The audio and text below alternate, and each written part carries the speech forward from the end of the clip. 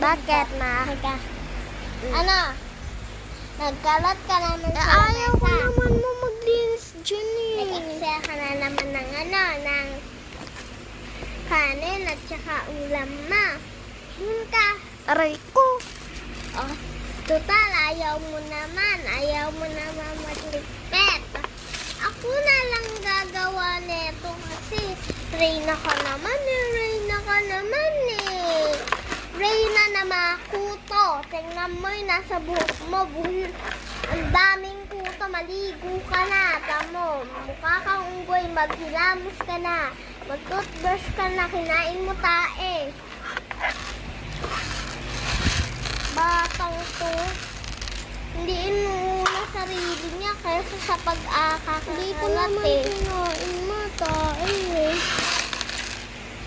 Tamo nga yung buhok mo. Tamo nga yung ugad ng ibon. Tamo ka. Ano eh. Gula-gula eh. Parang ugad ng ibon. Parang naman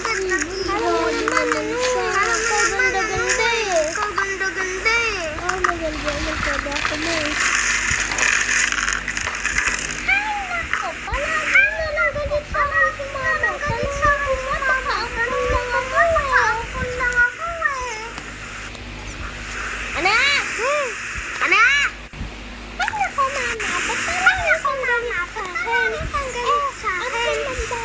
Ampun lang ba ka? Ha? Ampun? Aray ko! Ampun mo mukha mo. Hindi ka pa naligo. Hindi ka pa naligo. Simasin mo na. Asim ba ko? Palagi ka galit sa akin. Paano hindi magagalit sa'yo? Ano pinagagawa mo? Hindi ka pa naligo. Napapasok ang ganyan? Kumbasang ko. Tapos akala ko dati. Sa'yo, ano eh?